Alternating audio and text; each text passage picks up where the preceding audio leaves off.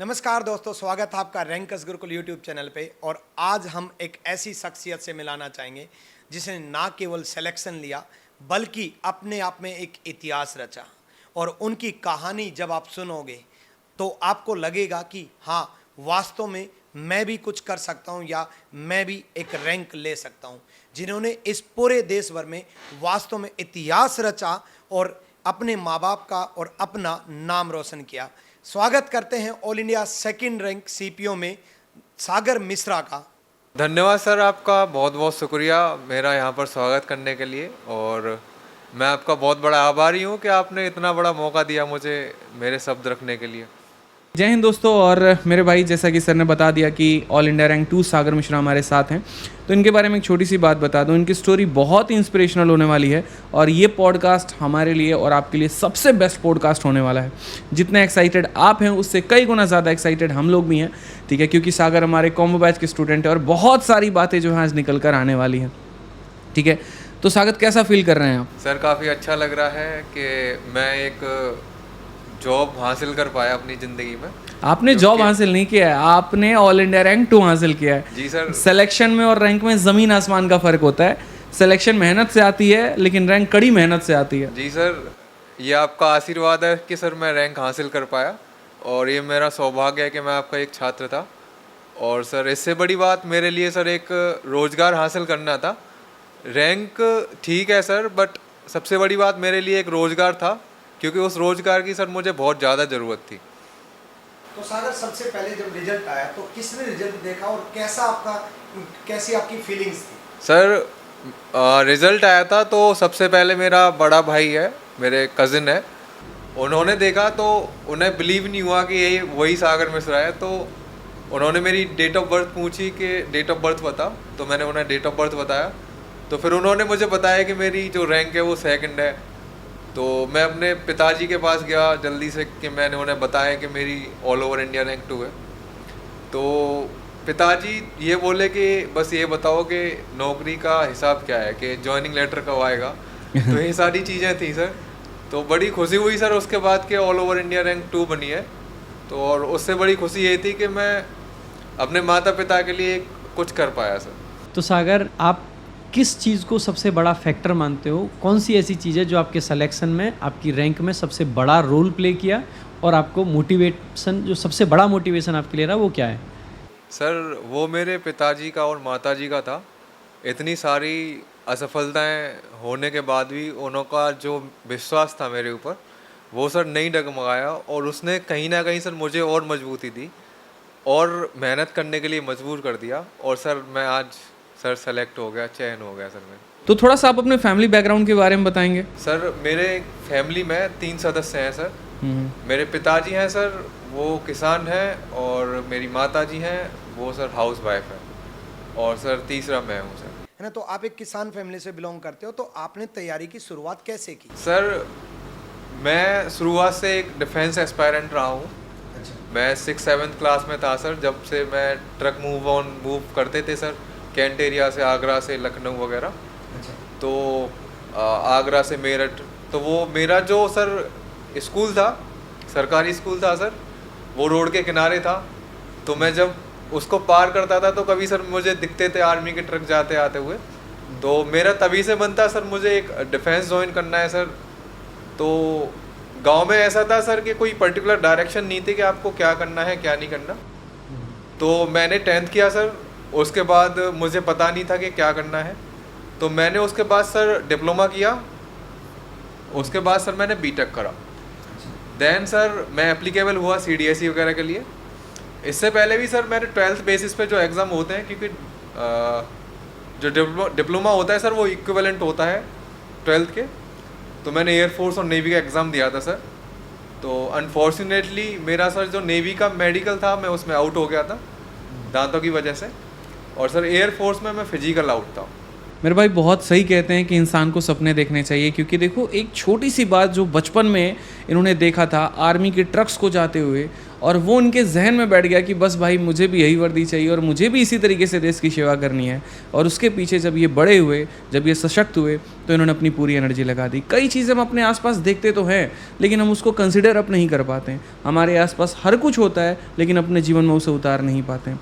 जिसको जो चाहिए होता है बस उसी चीज़ को देख रहा होता है, ठीक है। लेकिन बहुत लोग जो उसके पीछे एकदम लग जाते हैं, लगन से लग जाते हैं, मेहनत करते रहते हैं, वो उसे पा लेते हैं। और बाकियों के हाथ में उतना ही मिलता है जो मेहनत करने वाले छोड़ के चले जाते हैं, ठीक है। तो बहुत शानदार मेरे भाई सागर, आपने अपने ड्रीम को पूरा किया और आज तो पूरा परिवार, पूरा कुनबा आपका जो होगा काफ़ी प्राउड फील कर रहा होगा आप पे कि चलो लड़के ने जो है वो झंडे गाड़े हैं।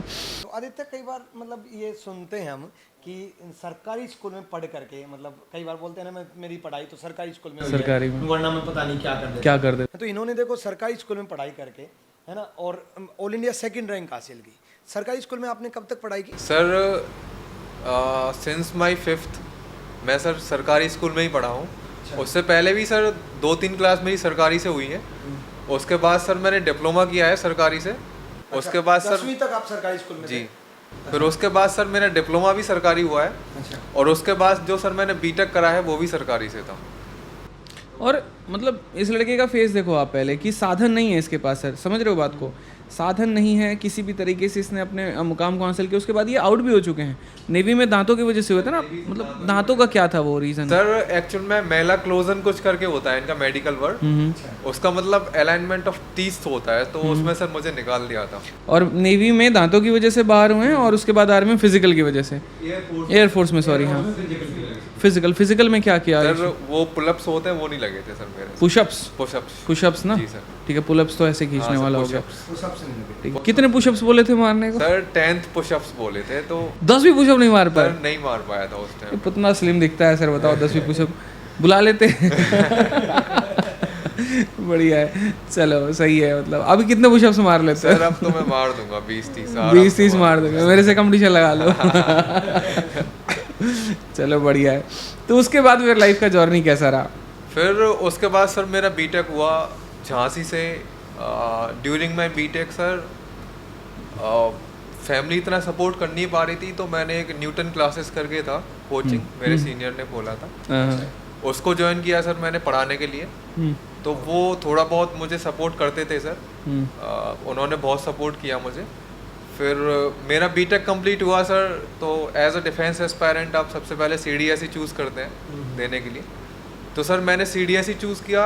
2019 जून में मेरा बीटेक ख़त्म हो गया था। अगस्त में सर मेरा CDSE का पेपर था, अगस्त सितंबर में। तो CDSE और AF कैट का एग्ज़ाम था सर, मेरा पहला अटैम्प्ट था, तो सर वो क्लियर हुआ। तो उससे मेरे विंग्स लग गए सर, मेरे उड़ान में और थोड़ा सा अच्छा लगा मुझे कि मैं पहला अटेम्प्ट में प्रयास हो गया, पहला कदम था मेरा। आज तक सर, अभी तक जितने भी इंटरव्यू हमने लिए ना, तो बच्चों में अभी जो डिफेंस में जा रहे हैं, जैसे मैंने सपना राणा का भी इंटरव्यू लिया, फिर मैंने उसके बाद all India rank 5 Rakesh Kumar का भी लिया। इन दोनों ने एक चीज़ था कि सर डिफेंस में जाना है। राकेश ने भी सेम, मतलब कि सर हम जो है पहले से CDS का फॉर्म भरे थे, तो ये भरे थे, मतलब जिनका सपना डिफेंस में है ना, तो वो शुरू से ट्राई कर रहे हैं। NDA हो गया, जैसे एयरफोर्स हो गया, CDS हो गया, ठीक है। अब उनके साथ भी एक चैलेंज आ जाता है, रिटर्न तो निकाल लेते हैं, SSB आउट हो जाते हैं। आपके साथ क्या था? सर SSB मैंने काफ़ी बार दे चुका हूँ और सर SSB में सर अनसर्टेन रहता है सारी चीज़ें, आप कुछ ऐसे प्रेडिक्ट नहीं कर सकते कि आपके साथ होने क्या वाला है सर। तो एक बच्चा वो जो देख रहा है कि सर SSB कैसे निकाले, हाँ, तो वो SSB कैसे निकाले ये बताओ। SSB के बारे में सर यही कहूँगा कि आप अपने ऊपर भरोसा रखिए, कॉन्फिडेंस रखिए कि मैं कर सकता हूँ। बाकी आप कब करेंगे, वो टाइम किस टाइम पे आएगा, ये सर अनसर्टेन है। ये अनसर्टेन है सर, आप कुछ प्रेडिक्ट नहीं कर सकते इसके बारे में, क्योंकि मेरे काफ़ी दोस्त हैं सर जिन्होंने अभी एकेडमी ज्वाइन कर रखी है, तो मुझे नहीं लगता कि उनमें और मुझ में कुछ ज़्यादा फ़र्क है। फ़र्क तो है सर, वो क्योंकि डिफेंस में जा चुके हैं। बाकी preparation level sir almost same ही था हमारा, तो quite uncertain sir, quite uncertain. तो डिफेंस की तैयारी करते करते फिर आप SSC की तरफ कैसे मुड़े? सर मुझे जॉब की बहुत ज़्यादा ज़रूरत थी, मुझे और मेरी फैमिली को सर। तो जब मुझे काफ़ी असफलताएं मिल रही थी सर SSB में, तो मैंने सोचा कि क्यों ना SSC CPO दिया जाए। तो सर मैंने पहला अटैम्प्ट 2020 में दिया था, तो उसमें मेरा प्री में 165 स्कोर था। बट जब मैं भेल हरिद्वार में गया मैं फिजिकल देने, तो सर सारा क्लियर था, मगर मुझे चेस्ट में निकाल दिया था सर। पहले सीपीओ में चेस्ट में निकल गए थे, तो कई बार ये भी देखने को मिला है कि मतलब एक फेलियर से दूसरे फेलियर से बच्चे बड़े डिमोटिवेट हो जाते हैं कि एक बार फेल हो गया, दूसरी बार फेल हो गया, तीसरी बार फेल हो गया। और आपने ऐसे मतलब पहले किसी वजह से, पहले टीथ की वजह से, फिर पुशअप्स की वजह से, और अब चेस्ट की वजह से, तो जिसकी वजह से भी आप आउट होते गए, तो आपने अपने आप को कैसे मोटिवेट रखा कि नहीं मुझे करना है कुछ ना कुछ? पता है सर क्या है, एक पॉइंट में बोलता हूँ, सरकारी नौकरी चीज़ ही ऐसी होती है ना कि जब तक ना मिले इंसान पीछे पड़े रहता है। और ऐसा नहीं है कि उसमें पहली बार ही सफलता मिल जाएगी आपको। ऐसा रहता है ना, अगर मुझे शायद आज तक कोई ऐसा पर्सन नहीं मिला जो ये बोले कि भाई मैंने पहला फॉर्म भरा था और मेरा सिलेक्शन हो गया। ठीक है, हमारे मतलब बिहार में भी बच्चे लगे रहते हैं, रेलवे का फॉर्म आया भरेंगे, बिहार एसएससी आया भरेंगे, 5-5 साल तक यहाँ पर वैकेंसी नहीं आ रही है। बिहार एसएससी में भी ऐसे ही रहता है। बट जो डिटर्मिनेशन होता है ना एट दिन, जब तक तोड़ेंगे नहीं तब तक छोड़ेंगे नहीं, वो वाली आपने बात अपने आप को कैसे मोटिवेट रखा? सर अगर इस बारे में बताऊं तो सर मेरे पिताजी जो हैं वो थोड़ा न्यूरो पेशेंट है। 2016 में उनका एक्सीडेंट हो गया था, तो थोड़ा चीज़ें मेरी लाइफ में सही नहीं थी सर। तो उन सारी चीज़ों को जब मैं सोचता था, कभी घर पे जाता था, चीज़ों को देखता था सर, तो अंदर से चीज़ें आती थी बाहर निकल के कि नहीं कोई बात नहीं, इस बार टूटोगे, अगली बार टूटोगे, मगर सफलता ज़रूर मिलेगी सर। तो आफ्टर दैट सर मैंने सीपीओ का फिज़िकल आउट हुआ, मैं चेस्ट में निकाला था। उसके बाद मैंने यूपीएसआई का दिया था सर, उसमें मेरा क्लियर नहीं हुआ। उसके बाद मैंने आईपीएस क्लर्क का दिया, वो भी क्लियर नहीं हुआ। यूपीएससी सीएपीएफ दिया, वो भी क्लियर नहीं हुआ। तो चीज़ें सर इतना ख़राब हो गई थी कि रातों को उठ कर मतलब एक ही चीज़ याद आती थी, वो तो रोना। तो सर काफ़ी चीज़ें ख़राब हो गई थी ज़िंदगी में। तो फिर मैं दिल्ली आया, मैंने एक भैया हैं उनसे सलाह ली, तो फिर एक कॉन्सेंट्रिक्स कंपनी है, प्राइवेट ऑर्गेनाइजेशन ज्वाइन करा अर्निंग करने के लिए, बीपीओ का। वहाँ पे सर मैं नाइट शिफ्ट में जाता था। अच्छा। और नाइट शिफ्ट में जाकर सर मॉर्निंग में आता था, फिर पढ़ाई वगैरह वही रूटीन रहता था मेरा। तो फिर सर जब मेरा प्री का एग्ज़ाम था तो सर मैं रात को ड्यूटी करके गया था, और सेकंड शिफ्ट में मेरा पेपर था सर, एग्ज़ाम था। तो सर मैं पहुंचा वहाँ पे एग्ज़ाम पे, तो सर सही से सो भी नहीं पाया था मैं, सारी चीज़ें ऐसी ही थी। बट मेरी जो सर रिदम था, मेरा जो कॉन्फिडेंस लेवल था वो अलग लेवल पे था, क्योंकि मैं काफ़ी एग्ज़ाम क्लियर करके आया था और काफ़ी मैंने मतलब फ़ाइट करी थी अपने लिए, अपने एग्जिस्टेंस के लिए। तो वो उसका फ़ायदा मिला सर मुझे। और बिलीव मी सर, मैंने एक एग्ज़ाम जो है 200 क्वेश्चंस का 1 आवर 50 मिनट्स में ख़त्म कर दिया था। 1 घंटा 15 मिनट 1 घंटा 15 मिनट में सर एग्ज़ाम ख़त्म हो गया। खत्म कर दिया। जी। और यार मतलब बीपीओ में जॉब, जैसे सर्वाइवल के लिए आपने जी। प्राइवेट सेक्टर में जॉब किया है ना, और सोचो नाइट शिफ्ट में, कई जी, लोग जी। बोलते हैं कि क्या नौकरी के साथ तैयारी हो सकती है। ये नाइट शिफ्ट में जॉब करके, नाइट शिफ्ट में जॉब की इन्होंने, और नाइट शिफ्ट में जॉब करने के बाद भी ये दिन में तैयारी करते थे, नाइट में जॉब करते थे, और नाइट शिफ्ट के जॉब करते करते ही पेपर देने गए, है ना। तो यानी कि इन्होंने लाइफ में अपने सर्वाइवल के लिए कितना ज़्यादा स्ट्रगल किया। पहले तो फाइनेंशियल कंडीशन इतनी वीक होने की वजह से इन्होंने सरकारी स्कूल से, कॉलेज से पढ़ाई की, उसके बाद भी इतने फेलियर पाने के बाद भी अपने आप को नहीं कि फैमिली के लिए कुछ करना है, और उसके बाद भी प्राइवेट सेक्टर में जॉब करने के बाद भी इन्होंने सरकारी नौकरी की तैयारी छोड़ी नहीं और मेहनत करते रहे। तो ये तो कमाल की बात है कि भी मतलब नाइट शिफ्ट में एक बंदा जॉब कर रहा है यार, और दिन में वो तैयारी कर रहा है ना। ये बताओ कि सबसे पहले आपने किस चीज़ का पेपर भरा था, सीपीओ, सीजीएल, सीएचएसएल? सर सबसे पहले मैंने जो एग्ज़ाम दिया था वो सीपीओ का ही दिया था सर। सीपीओ दिया था जी। पहले से ही? पहले से ही ठीक मतलब मेरा पहला अटेम्प्ट जो था, मैंने ना सीजीएल दिया सर, ना सीएचएसएल दिया आज तक, ना एमटीएस दिया। मेरा एसएससी का सबसे पहला जो एग्ज़ाम था वो सर सीपीओ था, और जो था 2020 वाला। उसके बाद फिर आपने दूसरा फॉर्म कौन भरा था? दूसरा फॉर्म था 2022 वाला था सीपीओ का। तो 2022 में तैयारी किस तरीके से शुरू की आपने? सर सीपीओ जो मेरा 2020 वाला क्लियर हुआ था वो बॉर्डर लाइन पे हुआ था सर। तो मैंने जब मतलब यूट्यूब चला रहा था सर, तो काफ़ी मैं यूट्यूब से ही पढ़ता था सर। तो एक दिन सर आपकी वीडियो देखी सर मैंने, विक्रमजीत सर की। तो सर उससे मुझे लगा कि ये कंटेंट जो है वो रिलीवेंट कंटेंट है, और ये मेरे मॉक्स के मार्क्स को काफ़ी हद तक बढ़ा सकता है। क्योंकि जब सर मैं पहले मॉक्स देता था तो मेरा स्कोर जो है 100, 110 इतना तक रहता था। बट जैसे जैसे सर मैंने आपको फॉलो करा, आपकी ट्रिक्स को फॉलो करा, आपके तरीके को फॉलो करा, तो सर उससे मुझे काफ़ी इम्प्रूवमेंट मिला, और मेरा जो स्कोर है सर वो काफ़ी अच्छा आने लग गया। मतलब 130, 114 के अराउंड में टच करने लग गया सर। तो सर आपकी वीडियोस के बाद मैंने सर आदित्य रंजन सर हैं, इनकी वीडियोस को फॉलो किया मैथ्स की को, तो उससे सर और मेरे को बेनिफिट्स मिलना स्टार्ट हो गए, क्योंकि जो सर का तरीका है समझाने का कॉन्सेप्चुअल बहुत अच्छा समझाते हैं सर, और जो कंटेंट रहता है बहुत TCS पैटर्न का रहता है सर, तो उससे काफ़ी बेनिफिट मिला मुझे सर, और मेरा स्कोर सच में बहुत अच्छा इम्प्रूवमेंट कर गया, मतलब सच में बहुत अच्छा इम्प्रूव कर गया, और उस चीज़ का मुझे सर बहुत फ़ायदा मिला। तो फिर सबसे पहले जैसे आपने यूट्यूब पर हमें पकड़ा ठीक है, यूट्यूब पर हम आपको मिले, तो यूट्यूब में मतलब क्लासेस जैसे जैसे कंटिन्यू होती चली गई, तो उसके बाद कैसे मतलब तैयारी शुरू की आपने? तो सर फिर मैंने आपका कॉम्बो खरीद लिया सर, आपका और सर का, और जितना भी सर टीचर्स हैं, तो मैंने कॉम्बो ख़रीदा, और मैं सर किसी और टीचर को फॉलो नहीं करा उसके बाद। मुझे जो कंटेंट रिलीवेंट कंटेंट था वो मुझे उस बैच में मिल रहा था, क्योंकि जो आप पढ़ाते हैं सर वो TCS पैटर्न का पढ़ाते हैं, और जो आपका कॉन्सेप्चुअल तरीका है वो काफ़ी अच्छा है सर, तो उसका सर काफ़ी फ़ायदा मिला उन चीज़ों का, और मैंने सर आपको फॉलो करता रहा। आप सर जो सीट देते हैं क्लासेस के बाद वो बहुत अच्छी लगती है सर, वो काफ़ी रिलीवेंट रहती है और काफ़ी मतलब डीप रहती है सर, उसका जो पैटर्न रहता है वो TCS पैटर्न का रहता है। तो जैसे आपने कॉम्बो में पढ़ाई शुरू की, तो रीजनिंग में आपका क्या स्कोर रहा? सर 47 था सर। अच्छा, 47 स्कोर जी था, सर। है ना। तो जैसे रीजनिंग में बहुत कुछ बदलाव देखने को मिला, तो आपको वो जितने भी क्वेश्चन थे, नए पैटर्न के क्वेश्चन थे, तो वो आपके पेड बैच से कितना बेनिफिट मिला आपको? सर पेड बैच में सर आप रिलीवेंट चीज़ें ज़्यादा ग्रास्प कर पाते हैं। एक्चुअल में सर आप जब पढ़ाते हैं पेड बैच में, तो आपसे कई बार मेरे डाउट हो जाते हैं, कई बार मैंने सर आपसे डाउट पूछे हैं, तो आप कई बार क्लियर कर देते हैं चीज़ों को, और तो इससे मुझे काफ़ी बेनिफिट मिला सर। आपसे पर्सनली भी पूछता था सर मैं, तो आपने हर बार मुझे अच्छे तरीके से समझाया, और सर इसका मुझे काफ़ी बेनिफिट मिला, और आप जो सीट प्रोवाइड्स कराते हैं सर वो काफ़ी रिलीवेंट रहती हैं sir in comparison to YouTube sir और अदर टीचर्स, तो सर उसका काफ़ी बेनिफिट मिला, और उसने सर मेरे स्कोर में काफ़ी हेल्प किया सर।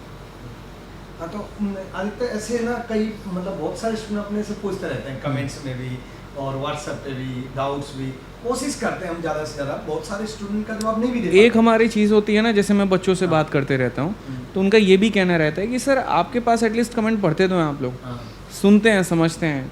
थोड़ा सा अदर जगह पे ये हो जाता है कि स्किप मार के निकल जाएंगे टीचर्स, उनको ये लगता है ना अरे यार क्या फोकस करना, बट हमें ये भी समझना है ना यार हम पढ़ा किसे रहे हैं। मुझे हमेशा ऐसा फील होता है कि आप क्यों पढ़ा रहे हो, इसी वजह से ना कि बच्चे के डाउट क्लियर कर पाओ। हाँ, अगर वो ये पूछे सर मेरा ब्रेकअप हो गया कब मैं रिवाइव कर पाऊंगा, तो भाई वो इरेलीवेंट क्वेश्चन है विद इन द क्लास।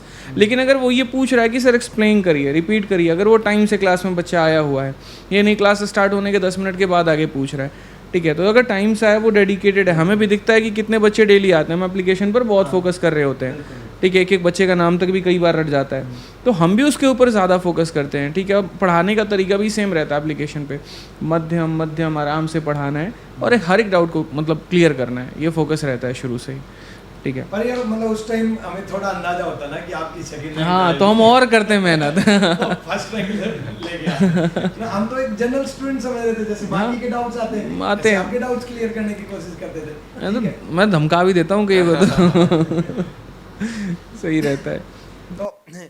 तो मतलब रीजनिंग में आपने काफ़ी स्कोर इम्प्रूव किया, मतलब काफ़ी में तो प्रैक्टिस सीट सारी लगाई आपने? सर मैं प्रैक्टिस सीट डेली लगाता था सर। तो सर जो आपका सर तरीका है पढ़ाने का, उसमें बहुत कम चांस रहते हैं कि किसी का डाउट बने सर, और एक आध जो रह जाता था सर क्वेश्चन मैं कमेंट सेक्शन में डालता था सर, और आप उसका बहुत स्पष्ट जवाब देते थे सर। ओके, तो मतलब काफ़ी इम्प्रूवमेंट किया आपने। जी सर, इस तरीके से। जी जी। चलो बहुत बढ़िया, बहुत बढ़िया।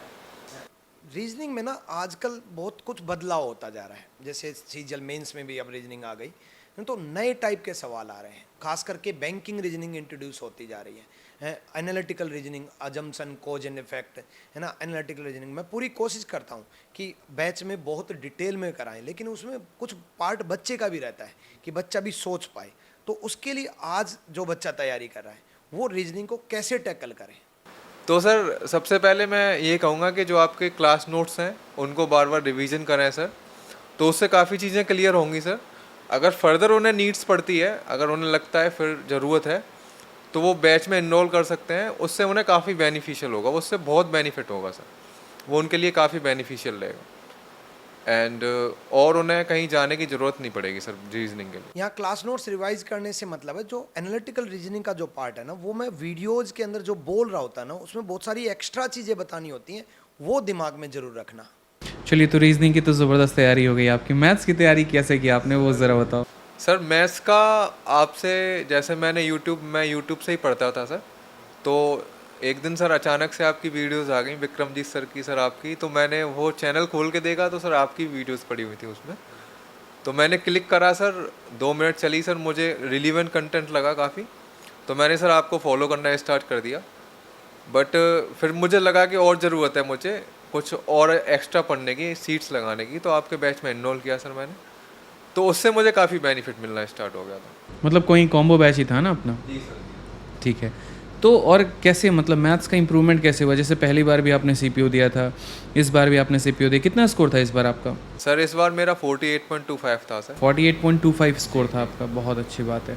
ठीक है, तो मैथ्स में इतने नंबर लाना, वो थोड़ा सा किस तरीके से कैलकुलेशन का पार्ट होता है, कंसेप्ट होते हैं बहुत ज़्यादा, और सीपीयू के जो सवाल होते हैं वो तो लगभग आप समझ ही सकते हैं सीजल के मेंस के बराबर होते हैं, क्योंकि अक्सर मैं कहता हूँ कि भाई 50 सवाल आते हैं और एग्जामिनर का पूरा फोकस ये रहता है कि हम हर कंसेप्ट को कवर अप कर पाएँ। सीजल में क्या होता है, 25 सवालों में बड़ी लिमिटेशन सी हो जाती है, बट यहाँ 50 सवाल है, हर टॉपिक से क्वेश्चन पूछा जाता है, लेवल भी तगड़े तगड़े होते हैं, तो कैसे उसको उठाया आपने? तो सर आपकी जो सीट्स रहती हैं क्लास की, वो काफ़ी अपडेटेड रहती हैं, ये चीज़ मुझे सर काफ़ी अच्छी लगी, जो आप सीट्स प्रोवाइड कराते हैं। पहली बात तो वो सर अपडेटेड रहती हैं, सेकंड थिंग इज़ दैट कि आप जो कंटेंट जो रखते हैं सर, वो बहुत कॉन्सेप्ट से लेके चलते हैं, चीज़ टाइप वाइज, पूरा टाइप वाइज रहता है? हाँ सर, पूरा टाइप वाइज रहता है, और कॉन्सेप्ट बहुत अच्छे रहते हैं उसमें। जो आपका सर एक्सप्लेनेशन है जो रहता है, वो काफ़ी अच्छा रहता है सर। यार मेरी कोशिश बस यही होती है कि मैं कोई भी कंसेप्ट है ना, तो उसको मैं बच्चे के सामने इस तरीके से रखूं कि उसको पूरा क्लियर समझ में आए। प्रीवियस ईयर का आज भी अगर कोई भी सवाल आता है तो टाइप वाइज लाना, वो मेरे लिए बहुत बड़ा चैलेंज हो जाता है। कई घंटे मैं बैठ के मेहनत कर रहा होता हूँ कि उसको टाइप वाइज मैं बनाऊँ, लेवल वाइज बनाऊँ। और एक्सप्लेनेशन की रही बात, तो कोशिश ये होती है कि जब तक आखिरी बच्चा भी समझ ना लेना, तब तक मैं अपने एंड पर मेहनत करता रहूँ। हम पढ़ा भी किसको रहे हैं, जब समझ ही नहीं आएगा तो क्या फ़ायदा है पढ़ाने का। मैं कभी क्वेश्चंस के नंबर पे फोकस नहीं करता कि 6 सवाल करवाए, 10 करवाए, 12 करवाए, 4 हुए। इंपॉर्टेंट ये है कि जब आप कोई कंसेप्ट पढ़ाने जा रहे हैं तो वो कंसेप्ट बच्चे को समझ में आना चाहिए, ताकि वो सशक्त बन पाए और कभी भी कोई क्वेश्चन आए तो सर वो बना पाए। तो ये फोकस रहता है और इसका पूरा फ़ायदा आपने उठाया। मतलब हमें थोड़ा सा और रहता है ना कि यार ऐसा भौकाल होने वाला है, तो थोड़ा और मज़े तरीके से हम जो काम करते हैं, बड़ा अच्छा लगा यहाँ पे। कैलकुलेशन के लिए आप बच्चे को क्या कहना चाहेंगे? कैलकुलेशन एक बहुत बड़ा पार्ट होता है। कैलकुलेशन के लिए मैं आईपीएस की प्रिपरेशन करी थी जो बीच में, वो काफ़ी बेनिफिट कर गई मेरे लिए, क्योंकि मैं वो मॉक्स लगाता था सर, उसमें 20 मिनट में 35 क्वेश्चंस रहते हैं, तो वो उससे काफ़ी, उससे आपको मदद मिला था आईबीपीएस के प्रिपरेशन वाले सेट से। वैसे भी मतलब कैलकुलेशन ही ज़्यादा, कैलकुलेशन थोड़ा सा पार्ट रहता है। ठीक है, तो कैलकुलेशन वहाँ से आपका कवर अप हो जाता है। आप मैथ्स के लिए बच्चों को क्या सजेस्ट करना चाहेंगे? मतलब क्या फॉलो करना चाहिए, कितना टाइम कैलकुलेशन को देना चाहिए? ठीक है, चूँकि सीपीओ जो है उसमें मैथ्स के अच्छे लेवल के क्वेश्चंस आते हैं, बढ़िया लेवल का होता है, और उसमें अगर अच्छा स्कोर कर लिया तो उसकी उसमें मेरे सिलेक्शन तो सुनिश्चित है ही है। तो उसके लिए आपका सजेशन क्या रहेगा बच्चों को? सर सीपीओ के एग्ज़ाम में सबसे ज़्यादा जो मैटर करता है वो होती है आपकी टाइमिंग। किसी क्वेश्चन को आप कितना टाइम डिवोट करते हैं, तो बेहतर रहेगा कि आप जितना कैलकुलेशन फास्ट कर सकें उतना करिए, और उसके लिए कम से कम आपको मैथ्स को 4 घंटे देने पड़ेंगे सर डेली। हाँ जी सर, 1 घंटा आप प्रैक्टिस के लिए दे सकते हैं, जैसे आप कैलकुलेशन प्रैक्टिस के लिए दे सकते हैं, और 3 घंटे आप क्वेश्चंस लगा सकते हैं। 3 घंटे आप क्वेश्चंस लगा सकते हैं, मतलब रिग्रेस प्रैक्टिस जो है वो उसको परफेक्ट बनाते चला जाएगा। जी। बहुत शानदार मेरे भाई। मैं हमेशा एक बात कहता हूँ स्टूडेंट को, जब भी पढ़ा रहा होता है एप्लीकेशन पे, तो हमेशा एक बात बोलता हूँ कि भाई देखो, जितना करा रहा हूँ उसको कवर करो, अगली क्लास में आने के लिए पिछली को रिवाइज करके आओ। रिवाइज नहीं करोगे, ऐसा होगा परसेंटेज से प्रॉफिट लॉस पे जाते जाते परसेंटेज गायब, अरिथमेटिक से एडवांस पे जाते जाते अरिथमेटिक गायब। ठीक है, तो उसके लिए रिविजन जो होता है वो सबसे इंपॉर्टेंट पार्ट होता है। दबा के मेरे भाई पढ़ो, दबा के रिवाइज करो, वो सबसे इंपॉर्टेंट है।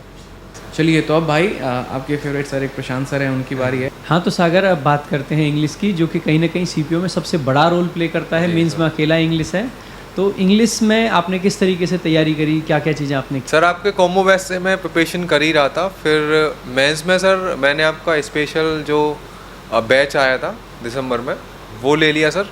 उससे मुझे काफ़ी बेनिफिट मिला, उससे मेरा जो टाइम था वो फोकस्ड रहा चीज़ों पे, और वो उससे काफ़ी बेनिफिट मिला मुझे सर।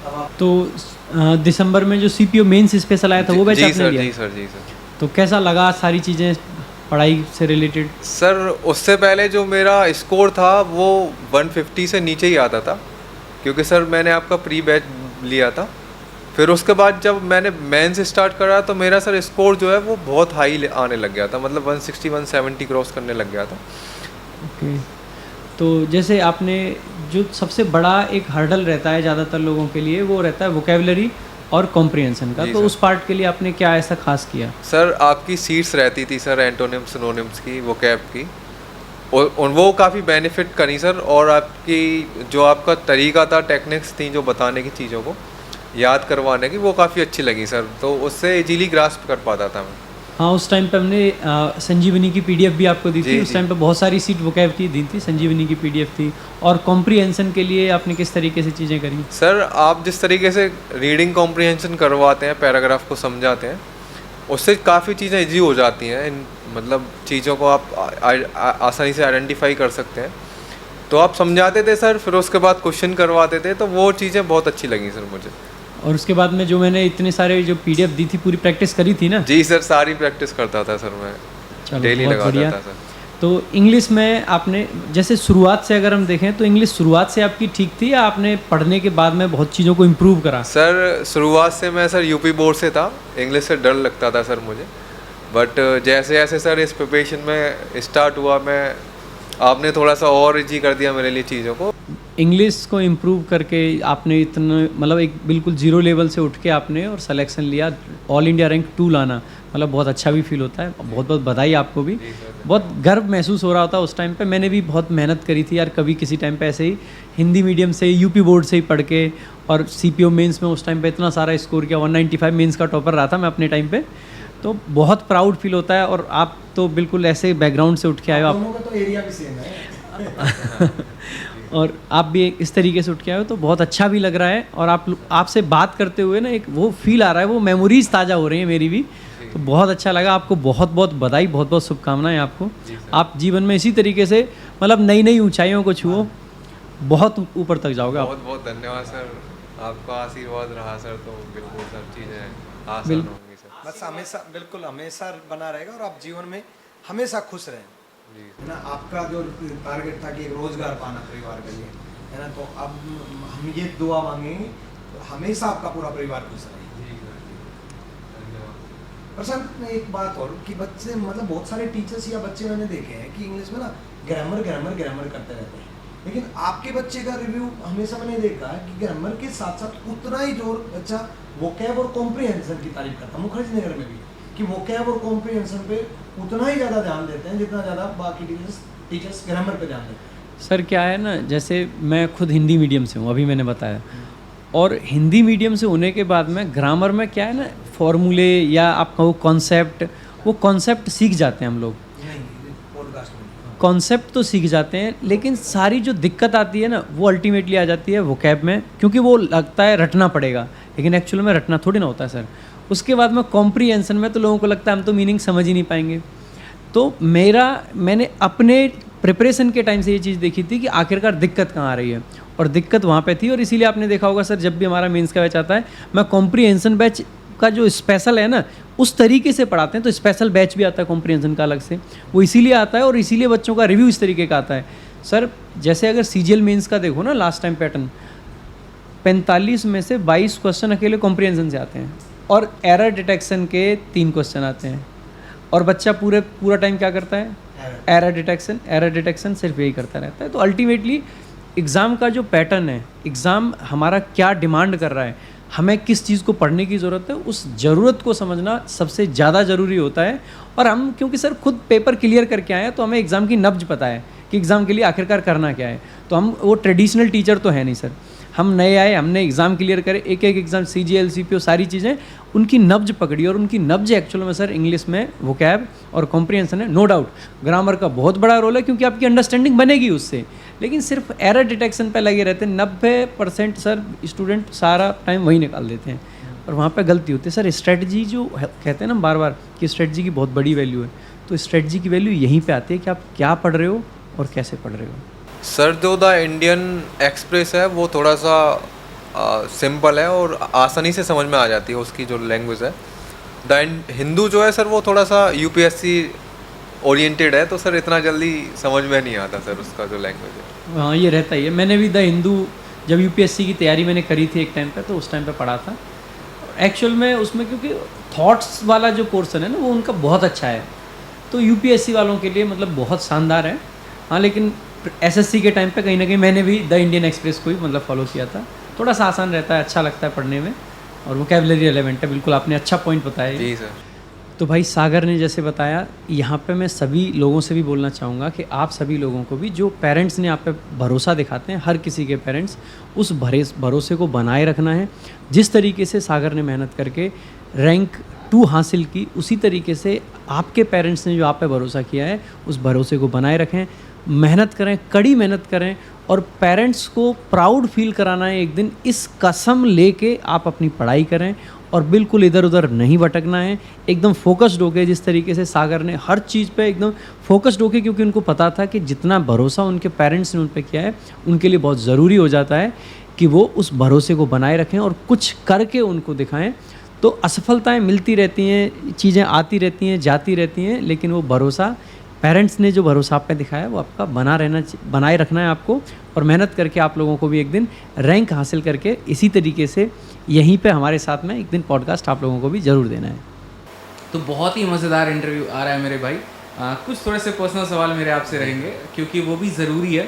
कई बार हम जो है सिर्फ उतनी बातें ना करें कि जो ऊपर ऊपर की बातें, ग्राउंड लेवल की जो बातें होती हैं, जो बच्चा भी फेस कर रहा होता है। ठीक है, तो चूँकि आपका है, मतलब चलो अब रैंक आ गया, तो कोई दोस्त तो होगा करीबी, कोई काफ़ी करीबी दोस्त? जी सर, मेरी इस जर्नी में, मेरे इस प्रयास में काफ़ी लोगों ने साथ दिया मेरा। काफ़ी लोगों ने साथ दिया है। तो सर एक मेरा मित्र है, वो दिल्ली मेट्रो में है सर, हाँ, उन्होंने भी साथ दिया। एक मेरे भाई हैं। मित्र हैं मतलब महिला मित्र हैं कि कौन से मित्र? नहीं सर, वो तो पुरुष मित्र हैं। अच्छा, आपको क्या लगता है सोशल मीडिया आप कितना यूज़ करते थे? सर जब मैं प्रिपरेशन कर रहा था तो मैं सोशल मीडिया से बिल्कुल हट चुका था। बिल्कुल कट आउट। जी सर। तो आपको क्या लगता है कि बच्चों को सोशल मीडिया का कितना टाइम देना चाहिए? Sir in place of social media आप कोई गेम खेल सकते हो, जैसे चेस हो गया। मैं चेस खेलता था काफ़ी, ऑनलाइन चेस पे गेम वगैरह खेल सकते हो, जिससे आपको कंसंट्रेशन अच्छा हो। जैसे चेस सर काफ़ी अच्छा कंसंट्रेशन हो जाता है। और बाकी जो 2-3 सवाल रहते हैं बच्चों की तरफ से मैं पूछ लेता हूँ, आपको क्या लगता है कितने घंटे पढ़ने से सिलेक्शन होगा? सर शुरुआत में सर मैंने काफ़ी टाइम दिया स्टडी को, इवन 14 आवर्स भी हो जाते थे, 14 आवर्स एक दिन में 14 घंटे? जी सर। फिर उसके बाद जैसे जैसे मेरा स्कोर और लेवल इम्प्रूव होता गया, मैंने वो थोड़ा सा टाइम कम कर दिया, 10 घंटे कर दिए। बट मैं जितना टाइम डिवोट करता था सर, वो पूरे डेडिकेशन के साथ जी मतलब सर, अपना पूरा जो पढ़ाई किया, जी, तो फुल्ली कंसंट्रेटेड जो है जी अपने सर, टॉपिक पर ही रहे। जी सर। ऐसा नहीं कि वीडियो देखते देखते और इंस्टाग्राम पे पहुँच गए। नहीं सर, वो बस चेस खेलता था सर, 5 मिनट का गेम बस। चलो बहुत बढ़िया। तो और ज़िंदगी में बच्चों के लिए आप क्या सुझाव देना चाहेंगे? किस तरीके से आप जो है उनको एक बड़े भाई के नाते आप सजेशन देना चाहेंगे कि वो क्या करें कि आपकी तरफ वो भी रैंक लेकर आप? सर मैं यही कहूँगा कि सफलता मिलती ज़रूर है सर, जो मेहनत करता है उसको सफलता मिलती है।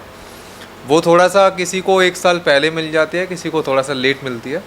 तो कभी हार नहीं माननी चाहिए, अपने सपनों पे अड़े रहें और सपने आपको ज़रूर मिलेंगे। ये मेरी शुभकामना है, और best of luck for your future journey. चलिए, तो एक बहुत ही शानदार इंटरव्यू रहा सागर का, जो कि एक मध्यम वर्ग परिवार से उठकर आए, जिन्होंने सरकारी स्कूल में अपनी शिक्षा प्राप्त की, जिनके पास साधन की बहुत कमी थी, और सफलताएं भी जीवन में काफ़ी सारी मिली, लेकिन उसके बाद भी ये निरंतर प्रयास करते करते करते करते आगे बढ़ते चले गए। और मैं हमेशा एक लाइन बोलता हूँ ना कि कौन कहता है कि छन्नी में पानी रोका नहीं जा सकता, बर्फ़ बनने का इंतज़ार तो करिए, वो वाली बात हो जाती है कि उन्होंने मेहनत की, तपस्या की, और आज उनका उसको परिणाम मिला है। आप लोग भी ऐसे ही संघर्ष करते रहो। देखो, अभी जीवन में कुछ असफलताएं मिलेंगी, इसके लिए परेशान नहीं होना है। ठीक है, कहते हैं ना कि हर अंधेरी रात के बाद एक उजाले वाली सुबह आती है, तो वो भी आएगी आपके जीवन में। वो भी आएगी का मतलब सफलता ही आएगी। ठीक है, और मेहनत करते रहो तरीके से, जीवन में आगे बढ़ते रहो भाई, बस इतना ही बोलूँगा। बाकी जो है सिलेक्शन के लिए तो आपको पता ही है कि कौन सा प्लेटफॉर्म है और कहाँ मेरे भाई पढ़ाई करनी है। ऐसा भी और भी इंटरव्यूज़ आते रहेंगे, और भी बढ़िया तरीके से जो आप लोगों के लिए हम हित में काम करते रहेंगे। ठीक है, ये टीचिंग जर्नी बहुत लंबा नहीं है, लेकिन सिलेक्शन का जर्नी जो है वो बहुत लंबा होने वाला है। इतिहास रचने आए हैं, इतिहास रचेंगे। हमेशा एक बात कहते हैं, सिलेक्टेड हैं, सिलेक्शन दिलाएंगे, और इंस्पेक्टर हैं, इंस्पेक्टर बनाएंगे। तो बढ़िया तरीके से पढ़ाई करिए, अपने विजन्स पे डटे रहिए मेरे भाई, और बहुत कामयाब बनिए। और इनकी कहानी से एक सीख जरूर लेना कि कभी निराश ना होना, कभी हताश ना होना। चाहे आपकी कंडीशन कैसी भी हो, वो कंडीशन आपको बदलनी है और वो आपकी मेहनत से बदली जाएगी। आप कैसी फैमिली से बिलोंग करते हो कोई मैटर नहीं करता, आपके पास रिसोर्सेज हैं कोई मैटर नहीं करता। मैटर करता है कि आप मेहनती हो या नहीं हो। अगर आप मेहनती हो तो आप भी फर्स्ट, सेकंड, थर्ड रैंक ले सकते हो। जब सागर कर सकता है तो आप क्यों नहीं। ठीक है, तो चलिए मेरे भाई, इस वीडियो को ज़्यादा से ज़्यादा लोगों तक शेयर करिएगा आप लोग, ठीक है, ताकि ऐसी स्टोरी के साथ जो बाकी बच्चे भी हैं वो थोड़ा मोटिवेट हो पाए और अपने जीवन में आगे बढ़ पाएँ। आपका एक छोटा सा शेयर बहुत लोगों की ज़िंदगी बदल सकता है, ठीक है। मैं सब्सक्राइब करने को, लाइक करने को, बाकी चीज़ों के लिए कुछ भी नहीं कहूँगा, लेकिन इतना ज़रूर कहूँगा कि इस वीडियो को ज़्यादा से ज़्यादा लोगों तक शेयर करिए ताकि उनके जीवन में एक बदलाव आ पाए। और वीडियो कैसा लगा कमेंट बॉक्स में ज़रूर बताएँ। बहुत बहुत धन्यवाद।